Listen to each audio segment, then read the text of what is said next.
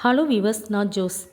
கர்நாடக மாநிலத்தில் உள்ள தர்மஸ்தலா சுற்றி தோண்ட மனித எலும்புகள் மற்றும் பெண்களின் ஆடைகள் கிடைப்பதால் அதிர்ச்சி ஏற்பட்டுள்ள நிலையில் ஜூன் 3ஆம் தேதி அந்த கோவில் தூய்மை பணியாளராக வேலை செய்து வந்தவர் போலீஸில் சரணடைஞ்சு வாக்குமூலமும் கொடுத்துள்ளார்.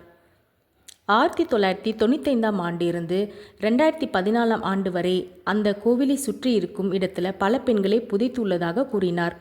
சில பெண்கள் பள்ளி சீருடைகளிலே புதைத்ததாகவும் கூறியுள்ளார்.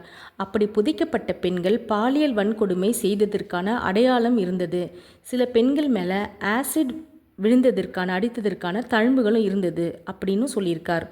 உயிர் பயத்தால் 10 ஆண்டுகளுக்கு முன் தர்மஸ்தலாவை விட்டு வெளியேறி குடும்பத்தோட வேறு ஒரு மாநிலத்தில் நான் வாழ்ந்து வந்தேன் என்றும் மனசாட்சி உறுத்தியதால் இப்போது அனைத்து உண்மைகளையும் சொல்லுகிறேன்னும் கூறியிருக்கார். ஒட்டுமொத்த கர்நாடகாவையே கதிகலங்க வைத்துள்ளது இந்த சம்பவம். உடல்கள் புதைக்கப்பட்ட இடம் என்று இதுவரை 13 இடங்களை அடையாளம் காட்டியுள்ளார். முதல் நாள் தோண்ட பெண்களின் மேலாடைகள், டெபிட் கார்டு, பேன் கார்டுன்னு கிடைச்சிருக்கு. இவர் காட்டிய 6வது இடத்துல மனித எலும்புகள் கிடைத்துள்ளன. மீட்கப்பட்ட உடல் எச்சங்களை பாதுகாப்பாக ஆய்வுக்கு அனுப்பும் பணியை அதிகாரிகள் மேற்கொண்டு வருகின்றனர்.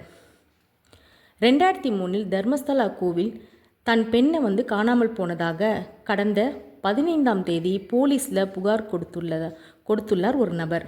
இதனால் கடந்த 10 ஆண்டுகளில் காணாமல் போன பெண்களின் விவரங்களை காவல்துறையினர் சேகரித்து வருகின்றனர். கர்நாடக மாநிலத்தில் சிறப்பு புலனாய்வு குழு இதை பற்றி விசாரித்து வருகின்றது.